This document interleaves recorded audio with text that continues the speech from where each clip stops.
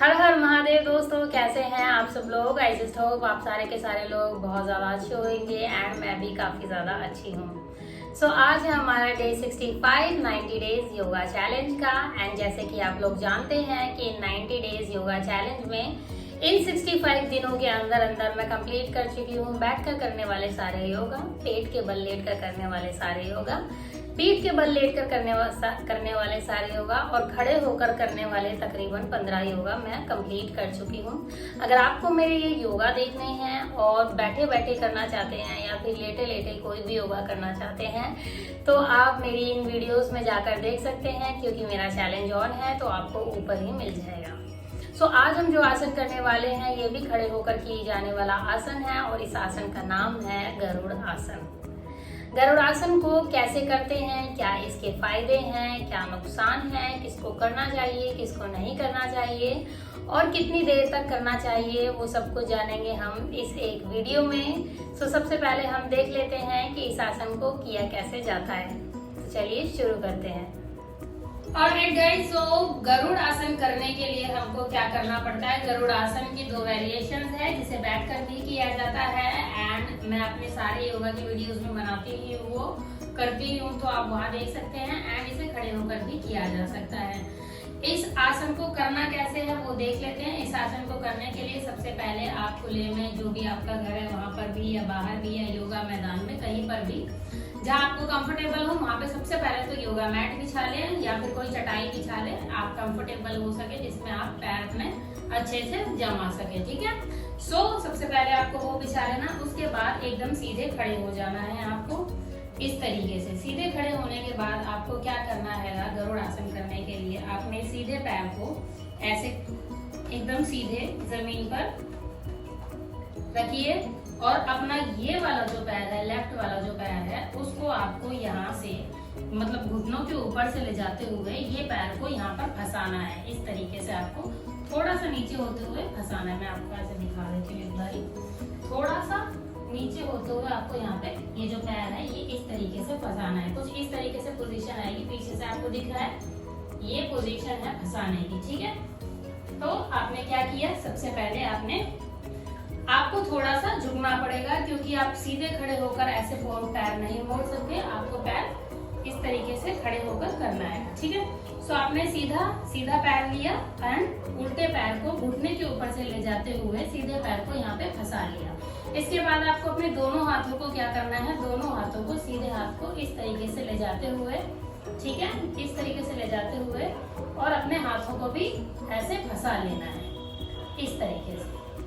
तो ये हो गया हमारा गरुड़ आसन। आपके पैर अच्छे से फंसे हो एंड आपके हाथ भी, और आपको इस आसन में बैलेंस बनाकर रहना है कुछ देर तक, फिर उसके बाद वापस आ जाना है। इस आसन में आप कितनी देर तक रह सकते हैं, इस आसन में रहने के लिए आप 10 से 20 सेकंड भी रह सकते हैं या आपकी शरीर की क्षमता अनुसार रह सकते हैं। सेम आपको रिपीट करना होता है दूसरे हाथ से। जब आप सीधा पैर रहेगा तो आपका सीधे हाथ से आपको ऐसे मोड़ना है और जब उल्टा रहेगा तो आपको उल्टे हाथ से इस तरीके से हाथ मोड़ना है। तो अब हम क्या करेंगे, अब हम उल्टा पैर रखेंगे एंड पैर को ऐसे घुटने के नीचे से ले जाते हुए, ठीक है, एंड यहाँ पे हम फोल्ड कर लेंगे। अगर आपसे शुरुआती दौर में फोल्ड नहीं होता है तो आपको क्या करना है, नीचे जिस तरीके से मैंने रखा, जैसे कृष्ण कन्हैया रखते थे उस तरीके से पैर रखना है। उसके बाद आपको अपने हाथ को ऐसे ले जाते हुए, इस तरीके से ले जाते हुए मोड़ लेना, होल्ड करना है इस पोजीशन में। लंबी 2-4 गहरी सांसें लें, 5 से 10 लंबी गहरी सांसें ले सकते हैं। इस आसन में आपको बने रहना है 10 से 20 सेकंड तक और उसके बाद आप सामान्य अवस्था में आ जाएं। फिर आप इसे रिपीट कर सकते हैं 1 से 2 बार और इसको करना आपकी क्षमता अनुसार ही है। जब आपसे शुरुआती दौर में नहीं हो पाता है तो आप सबसे पहले हाथ ही करना सीख लीजिए। उसके बाद सपोज आपको हाथ ही करना, हाथ को क्या करना है, ये जो जोड़ है यहाँ पे इस कोनी को रखना होता है, ये वाली कोनी रखनी है। आपको ये हाथ ले जाके ये वाले हाथ को ऐसे करके जोड़ना होता है, मोड़ना होता है, इस तरीके से नमस्ते करना होता है। ठीक है, सेम ही आपको रिपीट करना है, ये वाले जोड़ पे ये कोनी रखनी है और इस तरीके से मोड़ के नमस्ते करना है। ठीक है, और सेम ही आपको ये वाले जोड़ पे ये वाला घुटना रखना है और इस तरीके से मोड़ना है और भी पीछे पैर फंसाना है। तो ये होता है गरुड़ आसन। अब इसके फायदे क्या हैं, चलिए वो जान लेते हैं। तो चलिए अब जानते हैं कि गरुड़ आसन के फायदे क्या क्या हैं। सबसे पहला फायदा तो ये है कि गरुड़ आसन आपकी पेशाब संबंधी प्रॉब्लम्स को, पेशाब संबंधी समस्याएं जो होती है, यूरिनरी ट्रैक इन्फेक्शन हो गया या यूरिनरी रिलेटेड कोई भी बीमारी होती है, उससे निजात दिलाता है। इसके अलावा ये आपके कंधों में, कंधे के जो जोड़ होते हैं, आपके पीठ का जो ऊपरी हिस्सा है उसमें अच्छा खासा खिंचाव लाता है। ये आपकी टांगों और हाथों की तंत्रिकाएं, तंत्र को टोन करता है। ये आपके पैरों को मजबूत बनाता है, आपके हाथों को मजबूत बनाता है। ये आपके हाथों को और पैरों को लचीला बनाने में भी काफी ज्यादा फायदेमंद है। इसके अलावा ये आपके पोस्चर को भी ठीक करने में काफी ज्यादा मदद करता है। अगर आप अध्यात्म की ओर बढ़ रहे हैं, मेडिटेशन करना चाहते हैं, तो ये आप अगर मेडिटेशन करना चाहते हैं तो ये एक तरीके का मेडिटेशन में भी आपकी मदद करता है। ये आपकी एकाग्रता बढ़ाने में और मेडिटेशन की शक्ति बढ़ाने में भी काफी ज्यादा फायदेमंद है। ये आप अगर कहीं ध्यान नहीं लगा पाते हैं या तप की ओर जा रहे हैं तो ध्यान लगाने में भी काफी ज्यादा फायदेमंद है। इसके अलावा ये पैरों के जोड़ों के लिए तथा हाथ के जोड़ों के लिए भी काफी ज्यादा फायदेमंद है।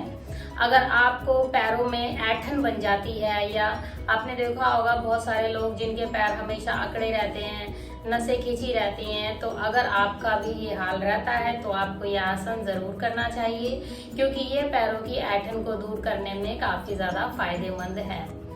ये आपकी पाचन क्रिया एंड पेट से रिलेटेड प्रॉब्लम्स को भी ठीक करने में काफी ज्यादा फायदेमंद है। ये आपके दिमाग की शांति के लिए तथा तनाव के लिए ये काफी ज्यादा फायदेमंद है। ये सारे इसके फायदे हैं। एंड क्योंकि हमने इसके फायदे जान लिए हैं तो अब जान लेते हैं इसको कितनी देर तक करना है। शुरुआती दौर में आप इसे 10 से 20 सेकंड तक कर सकते हैं। एंड जब आपकी शारीरिक क्षमता हो ज्यादा करने की तो आप इसे आगे बढ़ाकर 1 मिनट तक भी कर सकते हैं। और ज्यादा क्षमता बन जाए तो इसे आप 5 से 10 मिनट भी कर सकते हैं। ठीक है, ये आपकी शारीरिक क्षमता के ऊपर डिपेंड करता है। इसके नुकसान जान लेते हैं, किसको करना चाहिए किसको नहीं। खैर, योगा कोई भी हो दुनिया में, उसके नुकसान नहीं होते हैं। अब इसको किससे नहीं करना चाहिए वो जान लेते हैं। जिनको नहीं करना चाहिए, जिनके घुटनों में दर्द रहता हो, या किसी प्रकार की सर्जरी हो रखी हो, कंधों में दर्द रहता हो, सर्वाइकल की दिक्कत आती हो, नींद नहीं आती हो, माइग्रेन का इशू हो, या फिर आपके हाथों में किसी प्रकार की चोट लगी हो, तो आपको यह आसन बिल्कुल भी नहीं करना चाहिए। अगर हल्का फुल्का दर्द है या हल्की फुल्की चोट है और आप ये आसन करना चाहते हैं तो किसी अच्छे प्रशिक्षक की निगरानी में ही इस आसन को करें। जैसे कि हमने जान लिया है कि किसको करना चाहिए, अब किसको करना चाहिए वो भी बता देती हूँ। बच्चों से लेकर बूढ़े तक हर कोई इस आसन को कर सकता है। योगा जो है वो सबके लिए बना है। आप जो भी फिटनेस वाली चीजें होती हैं सारी, इवन एक्सरसाइज भी, जिम भी, हर किसी को करनी चाहिए अपनी अपनी क्षमता अनुसार। योगा भी सबके लिए बना है, तो बच्चे से लेकर बूढ़े तक सारे लोग इस आसन को कर सकते हैं। बस उन लोगों के जिनके किसी प्रकार की इंजरी हो रखी हो। तो बस क्योंकि मैंने सब कुछ बता दिया है इस आसन के बारे में, तो इसीलिए आज का जो वीडियो है मैं यहीं पर खत्म करती हूँ। Thank you so much guys for watching my video. Stay connected. कल हम फिर मिलेंगे नए आसन के साथ। तब तक के लिए take care, have fun and हर हर